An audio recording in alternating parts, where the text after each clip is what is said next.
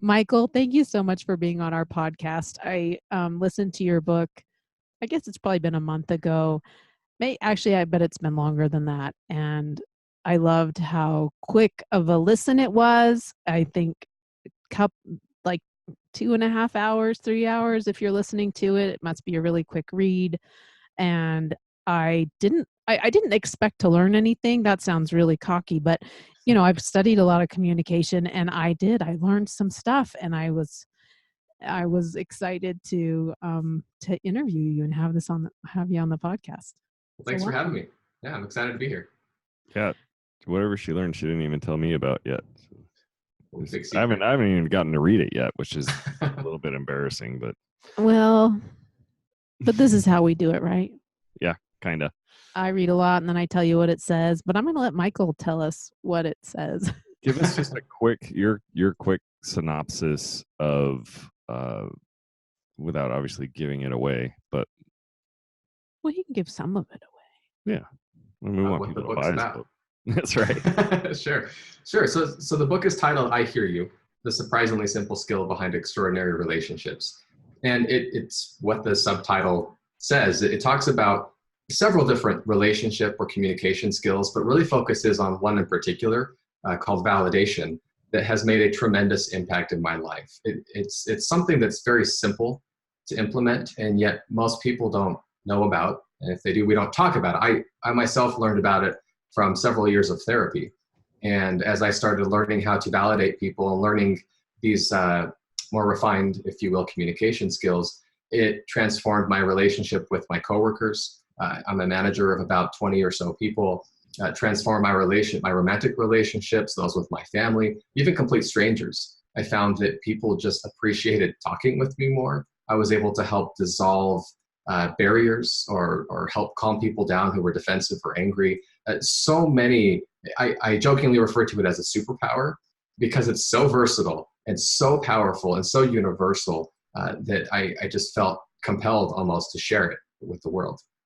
I don't think it's a joke that it's a superpower, because I've tried it a few times and people really do respond to it. So tell Paddy about validation. Sure.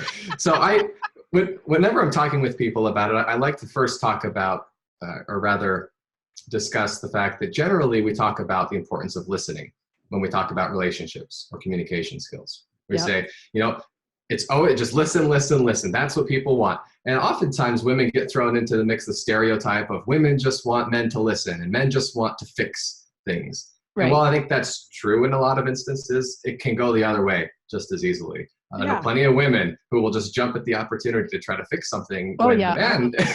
Are you a fixer? Yeah, I'm absolutely a fixer. Most men are fixers that I know. I mean, it's impossible for me to listen to somebody complain and not try to help them. Yeah, you're helping. Helping, quote, air quotes, right? Yeah. And so we often talk about how listening is important. And yet what I argue in the book is that the really good listeners of the world do more than just listen. They listen, seek to understand the emotion that the other people are feeling, and then validate. And what validation is essentially is saying, I hear you, or I understand how you're feeling and why you're feeling that way. Just a brief example. Let's say, just the other day, my wife comes home from work and she's super frustrated about one of her coworkers. And she starts venting to me and explaining what's going on. My initial reaction, Pat, as a man, if you will, was to say, well, here's how you fix it, right? Well, you should just say this. You should just do that, or don't worry about it. He obviously didn't mean to offend you. That's not what she's wanting right there, though, right? What she wants is she wants to feel like I understand and appreciate the difficulty of her situation. So instead of jumping in with advice, I understand why she's angry. And frankly, I was too because of the situation. And so instead validating, I just said, oh my gosh, I can't believe that. He actually said that to you. Yeah. Can you believe that? And we start going back and forth. And it's very simple, but it's just taking a moment to recognize how she's feeling and show her that she's not crazy for feeling that emotion. Okay.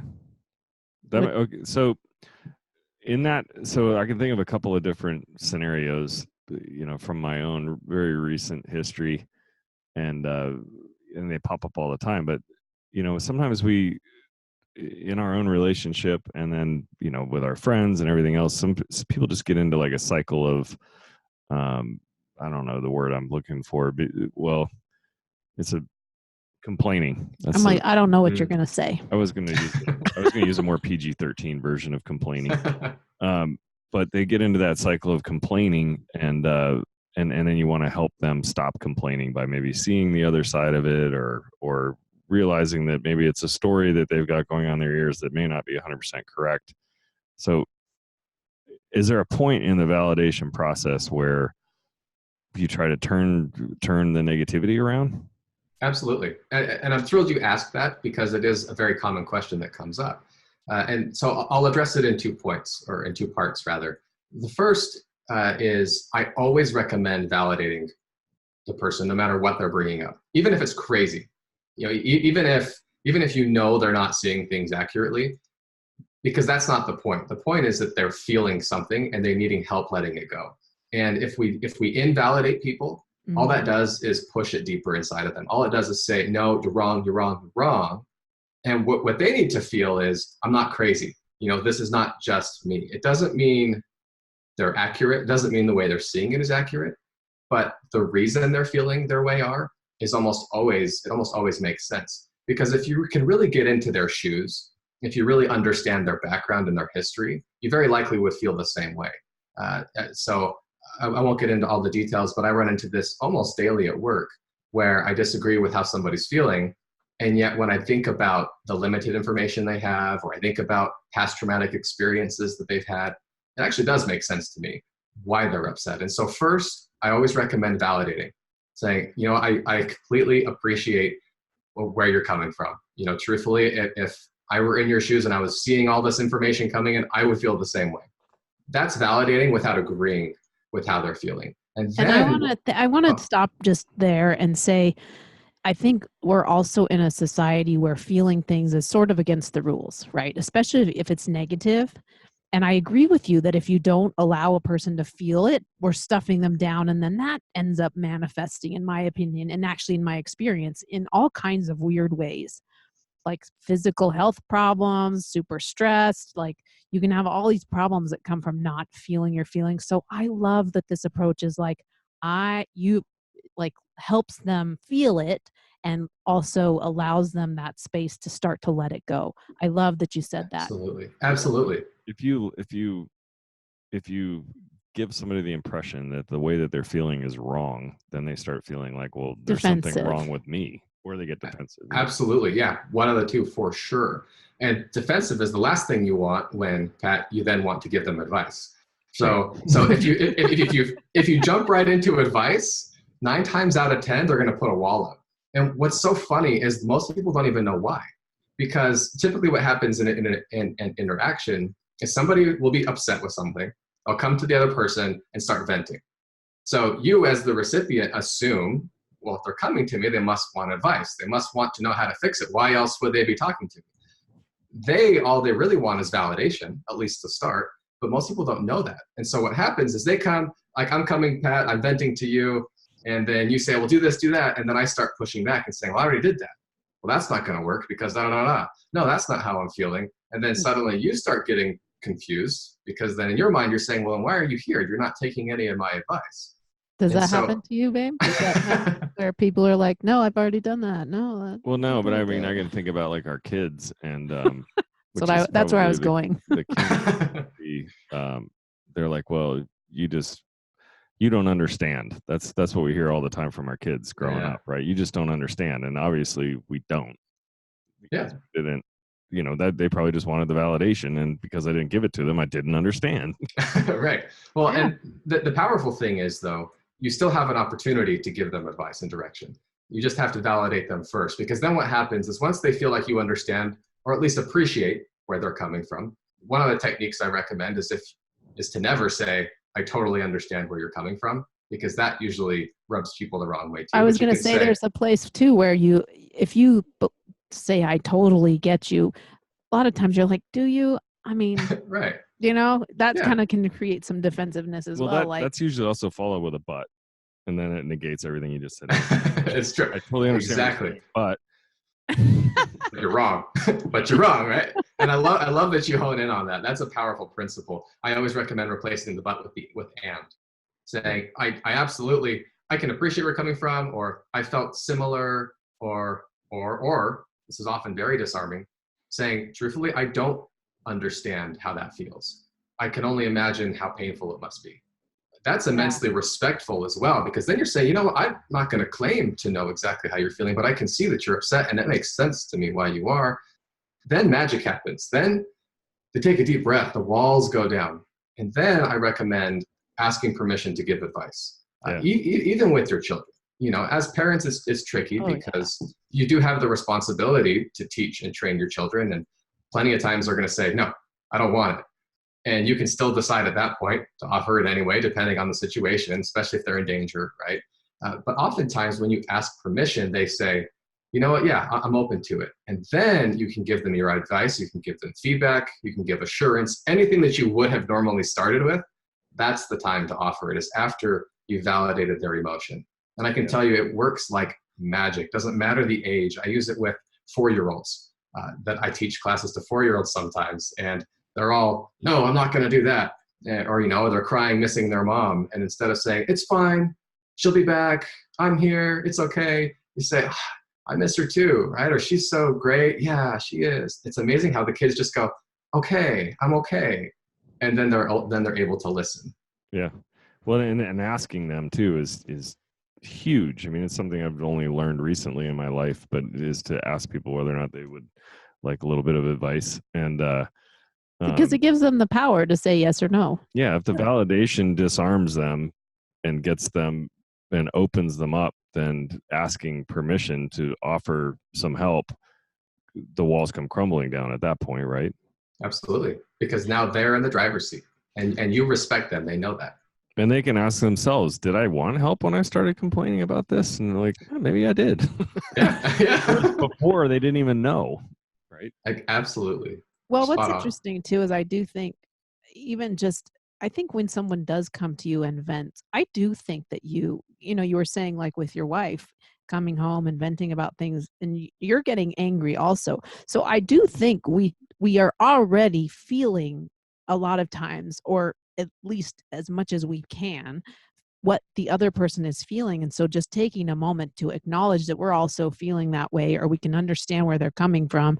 It's not like you're making up something new or special. It's like just taking a moment to actually verbalize maybe what is already happening with you, invalidating, how you're feeling about how they're feeling. And right? Absolutely. Yeah, absolutely. Especially as parents. I don't have children myself yet, but I work with a lot of people who do. And I have been a child, right? And so I've experienced the other end of it, right? And I can see in parents oftentimes when you feel that empathy, if your child's going through something difficult, it's often accompanied with fear as well. Sure. Right? If you don't want them to feel bad, but you're right. But you're worried because you're seeing the fear in their eyes. And so oftentimes we want to jump to just fixing it, but taking a moment to just acknowledge that and go, that is scary. Yeah. Then it teaches the child or the teenager or the grown adult child that it's perfectly understandable to feel that way. You're not crazy, right? That's the thing that I keep driving home. People just need to know I'm not crazy for feeling this way. And I think it's also not just crazy, but I'm not alone. I'm not alone in ever feeling like this. It's understandable that I could be feeling this way. Can you talk about, so we talk a lot in our book about self-love. And I feel like this validation, turning this inside towards yourself would also be extremely powerful. Yes, 100%. So I talk about validating ourselves in the last chapter of my book, and I've received a lot of feedback from people saying, I wish you had spent longer on that topic. You could probably write a whole book about that. I probably could, yeah. Because it's so powerful. Yeah, there it is. Thank you. I hear myself. and you absolutely hit the nail on the head earlier when you talked about how in today's society, we've labeled certain emotions as, quote, good or bad, when the reality is emotions are just emotions. They're not good or bad. We've interpreted them. We've labeled them as such. And so, happiness, joy, comfort, relaxation, those are all good emotions. But don't you dare feel angry or depressed or sad or lonely. Don't go there, right? Don't go there. And so all of that society's message often gets internalized within ourselves, and we are our own worst critics. Yeah. You know, I'm very guilty of saying things to myself that I would never say to another person, but we're often so harsh, right? We're so harsh to ourselves. So something happens at work. You know, a coworker says something, an offhanded comment, probably didn't even mean offense, but it really cuts us to the core. Mm-hmm. Well, then we go, oh, no, bury it. Don't feel that way. I'm sure he didn't mean it. Or come on, man, why is it still bugging you, right? 2 weeks later, a month later, oh my gosh, what's wrong with you, right? We just beat ourselves down. Yeah. Whereas if you can step back and have self-compassion and say, okay, why is that upsetting to me? Well, it actually makes sense because I have these other fears playing into it. So of course I'm going to react that way. You start going down that dialogue, that path with yourself, and say, okay, it makes sense why I feel this way. That already lifts a lot of the fear around it, and that allows our bodies, our minds, our spirits, what have you, to process it and finally let it go. Yeah. Yeah.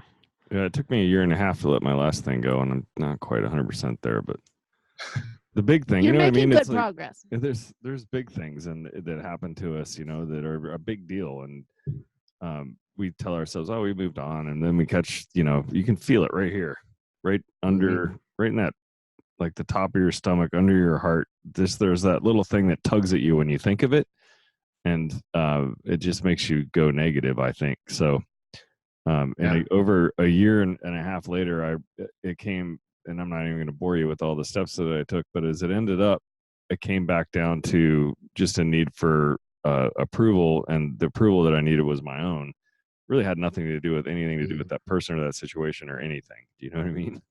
Yeah, I love that though, because that's such a common issue I think people face in today's world. I certainly do, right? Yeah. We want the approval of others. Yeah. And we give a lot of power to other people's comments or opinions or thoughts that really don't matter. Exactly. I will say this, just to add a story or an anecdote to this particular principle. One of my beta readers years ago, before I published the book, she's a close friend of mine, and she had been going through very, very difficult experience that I had no clue about. But she had an illness that she didn't even know what it was. Doctors couldn't figure out what it was, but it was getting worse and worse and crippling her. She had to quit her job. She had to move back in with her parents because she couldn't take care of herself. And she just kept spiraling deeper and deeper and deeper. And during this period, she read the early manuscript of my book. And sorry, I'm actually getting emotional. I've never gotten emotional about this, but I remember getting a very lengthy text message from her saying, this is incredible, for what it can do for other people. I've already seen it changing my relationships there, but what's most powerful is what it's changed in me, because I've been feeling bad about myself for being upset, for being negative, for, you know, all of the emotional turmoil that this physical ailment was causing. She was burying it and she was pushing it away, and she didn't want to acknowledge it. And she said, once she just validated the fact that she was going through a really hard time, when she validated the fact that she's terrified because she doesn't know what's going on, she said she felt an immense burden lift, and she felt so much more lightness enter her life, and she just felt a lot more hope, all because she just reframed the internal dialogue and validated her own emotions.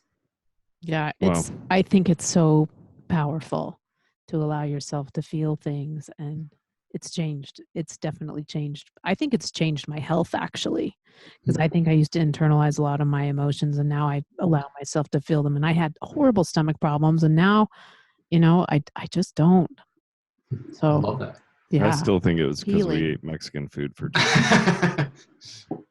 I think it was 3.5 months, but I don't know.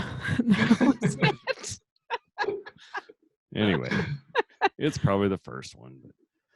So tell me, the first thing that popped in my head, again, because I haven't read the book yet, but I promise you I will by the next time we talk, is how would you draw a comparison to your methods versus, like, say, like Imago, right? Do you know Imago? No, I'm not familiar. It's a well, I mean, I barely know it. We've interviewed some people that are like Imago coaches and all, and it's about listening, active listening. It's about active listening. A lot of it for relationships. It's about in relationships in particular. There's a lot of parts to Imago, but the part that's relevant to this conversation, most relevant, is the way that you have a conversation. And I don't know that it's more, in the book, I think you talk about people think that they're good listeners because they repeat back what they just heard.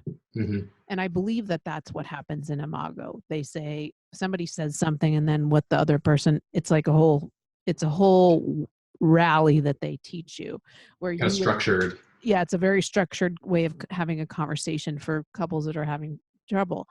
And so that would be, Paddy would say something like, I'm really frustrated with you. And I'd have to say, so what I hear you saying is you're very frustrated with me. Is that Sure. all? And then he would say either yes or no, but I don't know. I don't remember. So since you're not familiar, you can't help me out to know. Although I am familiar with active listening.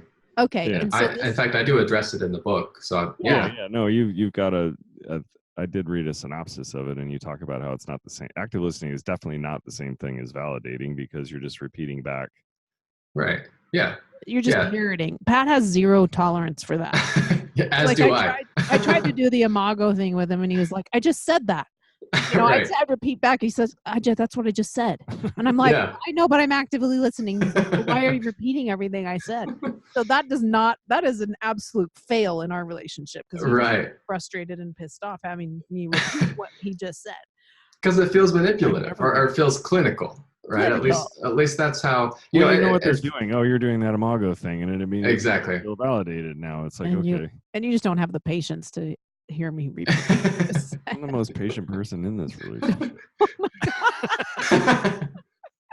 Well, I will say this. First off, I'm grateful and a big proponent of anything that aims to help improve communication skills. So I don't want to speak negatively toward Imago. No, not at all. Active listening in general, I do think validation is more effective than just active listening, because I think most people they employ active listening, like you just mentioned, Sam, which is just repeating back verbatim what the other person says. And oftentimes when we do that, it feels clinical. I joke in the book, Sam, you might remember this, where I talked to a friend who we were in the same therapy group, and we had learned about validation.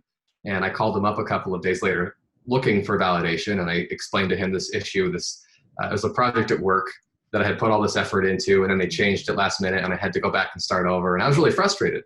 And so I called him and I said, hey man, I need some help, working through this, validation, whatever. So I explained the situation to him, and then he repeats back verbatim what I said. He said, so let me understand. You're feeling frustrated because you da da da da da, and he kind of goes through the whole thing. And I remember sitting there thinking, that is what happened, but I feel like I'm talking to like a script reading tech support agent right now. Like, let me understand. I'm like, it doesn't feel empathetic. It loses that validation, like you said, Pat. Of like, okay, you heard me, like you listened to me, you got the words, but you're not connecting with the emotion that I'm feeling. What I wanted to hear was, oh, geez, that's tough. Like, you spent how long on that? Right? And then we get into it. Yeah, well, exactly. The other side of it too is our brains are constantly going, some of us way more than others, right? And so when people start talking to us, it's, especially if you've got 50 years of practice, you immediately go into how can I help them fix this mode, and you stop listening when your brain's going, or you're only partially listening, and then you give yourself the little high five if you can repeat back the last three things that they said. Right, I got it. Oh, see, I was listening, but were you? No. Yeah. And I had a little incident like that today. I was like, what did I just say? And he's like, oh, I wasn't listening. We're all guilty of it. It happens, especially in today's world. Oh God, with technology. It's tough. Yeah. I mean, he's on his computer. I could tell he was on his computer, and I was like, do you know what I just said? And he's like, oh shit, sorry, honey, no. But yeah, he started talking to me while I was on my computer, so the fail, I believe, was in your lap. You should have known. What am I supposed to say here, Michael? I understand how you feel that way, but you're wrong. That's not. I would say just shoot back. Just go for it. Just. You're gonna have fun. What would be? I mean, the fact that there's so many gems in your book, and it's a short read, and or even a shorter listen if you're driving, or a commuter. What? I mean, it'll be simple for me to read, and most of the people I know, but what would you put out there for the number one reason why everybody needs to read it? Sure. I'd say the number one reason everyone needs to read it is because it will quickly become your most valuable communication tool. Like I mentioned at the beginning, it doesn't matter if you're in a romantic relationship right now or not. If you have siblings, if you have parents, if you have children, if you have friends, if you have coworkers, if you talk to people at the grocery store checkout line, Anybody anybody. that's not a hermit. Exactly. Any relationship you have, even hermits, any relationship you have will be improved by the principles in this book, because they're time honored, they're time tested. These aren't things that I just came up with. Like I mentioned, they're things that I learned through years of meeting with a therapist and seeing them work in dozens of other lives of men right in my group, and then taking them out and practicing them and testing them. I mean, they're powerful. They cross cultures, they cross gender, they cross across all ages. They're just time honored, powerful relationship principles. Yeah. So you're married. Yes. And how long have you been married? 3 months. Oh, Newlyweds. Congratulations. So you're a newlywed. How long were you together before you got married? It's a little complicated, but I'm going to say 1.5 years. We broke up for a period there, probably 2 years. Okay. Do you think the validation, did the validation and those techniques come before or after you got back together? So I knew of them before. In fact, I had just started writing the book when I first started dating her. Mm-hmm. And I definitely used them because, like any relationship, you have two very different people with very different backgrounds coming together, right? And so I had my crap, she had her crap. And so as we're working through it together, it was very helpful for me to, again, I wasn't perfect, but when I was able to validate her fears and her concerns and everything, I mean, it took a while as we're dating for her. She had some pretty bad past experiences with relationships. And so, I recognized going in, I'm going to have to be patient here. I love this woman. I knew very early on that I wanted to marry her. And yet it was a bit of a long road because, she had some fears. And so instead of saying, come on, let's do this, let's go, I had to say, you know what, again, even to myself, I understand where she's coming from. Like, I haven't been there, but given this, everything that she's dealt with in her life, I have an immense amount of respect and love for her and patience, because it makes sense. And sure enough, we grew closer and closer, and it developed that deeper trust in the relationship. And I'm grateful and happy to say that it worked out. Yay! Nice. And now we're learning the same thing now that we're married.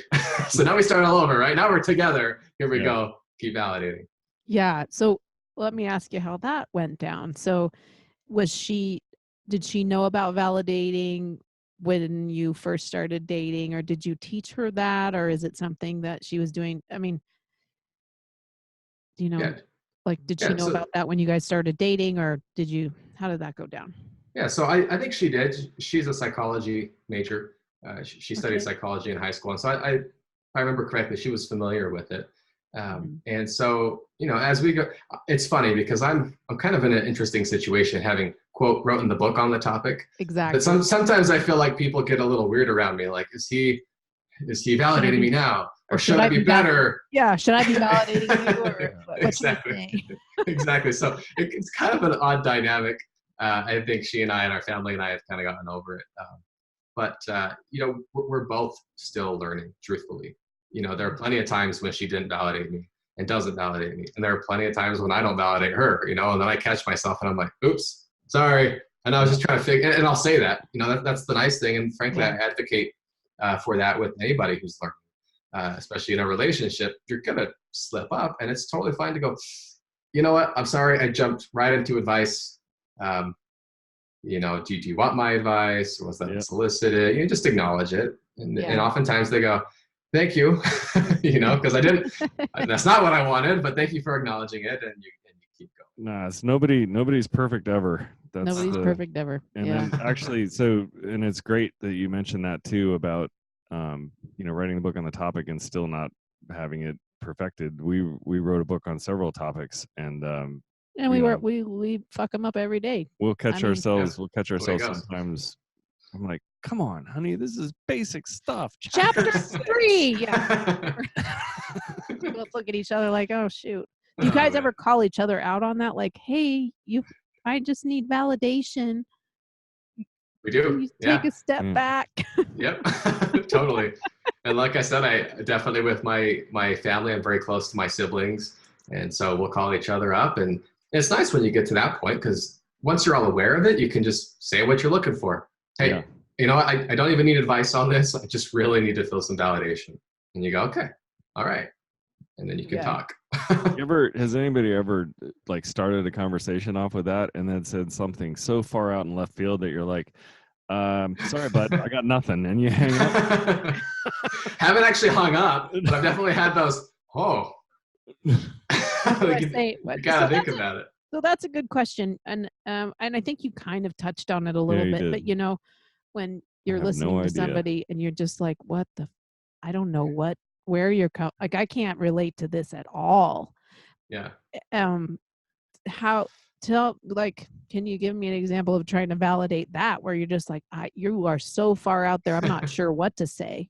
Sure. So the shortcut, if you will, it's actually a very simple answer, and that's ask another question and keep asking questions and get curious. So if somebody comes to you and they're sharing something that's so out of left field, you think they're absolutely crazy, they're on drugs, I mean, who knows, right? You're just like, right. Ask questions. Just keep asking questions, because eventually you will understand where they're coming from. Or at least you can find one or two things in there that you exactly do, right? Something you can Exactly. There will, at least in my experience, there will always be something that you can latch onto and say, okay, you know, and if you get crazy, well, why do you feel that way? You know, where did that come from? That puts it back on them to go, well, I don't know. I guess maybe it was because last week that happened. Then you go, now I do understand where you're coming from, and that makes sense. Yeah, I've been feeling this way ever since I smoked all that meth. You're like, okay. I can't really relate to that. I've never done that drug. That totally makes sense. I'm happy to talk about it tomorrow when that stuff wears off. Exactly. Do you know something else I really love about this whole approach in your book and everything is that it's very difficult to validate someone, including yourself, if you are sitting there in judgment. So I love that by taking yourself to the validation and or the curiosity, you just can't be sitting there judging them, right? You have to be trying to think of the way that you can acknowledge the way that they're feeling, relate to them, connect to them emotionally, and that requires you to drop judgment. And I think that, my personal opinion is the less we can judge ourselves and each other, the more growth we have, the more connection we have, the better the world is. So my hat's off to you for it's sort of like a side benefit of learning the technique, right? Is that you come from a place that's not quite as judgy. And we're not listening also. Yeah. And I appreciate bringing that up, because it does boil down to that. It's compassion, it's love, it's empathy. You know, sometimes people will say, well, this feels kind of manipulative, right? Or are you teaching people to control people? Or, you know, because I think that comes out when I joke about it being a superpower. But the truth is, the amazing thing about it is it doesn't work if it's not sincere. Yeah. Right. People can tell. And so you're right, Sam. You have to be non-judgmental. You have to take yourself out of it for a moment there and say, do I care about this person enough to listen to them? Yes. Right. Okay. I'm going to understand, figure out where they're coming from in a very loving, non-judgmental way. And I would also, because this is something we've been giving a lot, maybe I'd do a podcast on the difference between compassion and empathy too, because I think they're a lot different. And what you're doing is way more compassionate than empathetic. Do you know what I mean? Yeah. Or kind of a blend of the two. You know, sympathy especially is one where it feels very on the outside looking in. Like, oh, poor you. That must be so hard. And that hurts. Like that, sometimes people say that, oh, you poor thing, right? Literally they'll say that. Or they'll say, that must be so difficult for you. And that feels kind of like you're looking at the edge of a cliff and looking at me down there going, oh, poor you.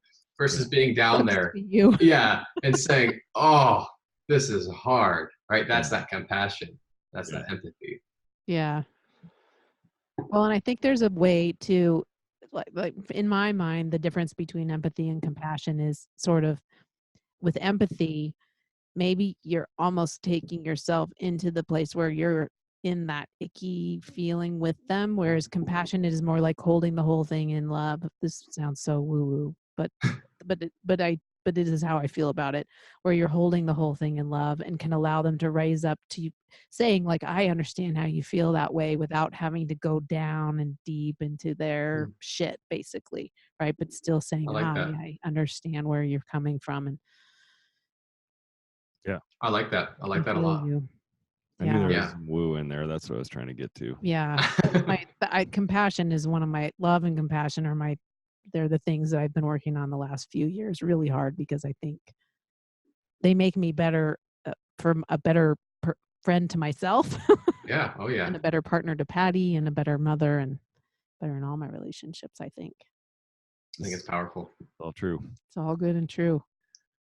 Do you have any other questions? Now I've got another question. Okay, where cool. can people get in touch with you, find out more about your book, buy your book, all that good stuff? And what else are you working on? That was another question. Like, so you wrote this book a year, 2 years ago. 2 years ago now. Yeah. 2 years ago. So what are you working on now? Where can we find you? Give us all the good stuff. Sure. So quickly to answer Pat's, best place to contact me is on my website, michaelssorenson.com.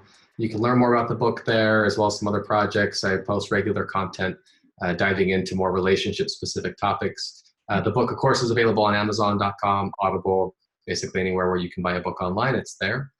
And and then as far as what I'm working on now, it really is just expanding out, from this.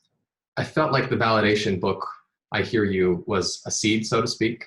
Yeah. It's funny, early on, I mentioned in the book how I felt compelled, right? I felt like I need to share this with the world. Mm-hmm. And yet in my mind, I never set out to be a writer. I'm not a therapist. I'm not, I was nothing as far as the relationship world was concerned at the time.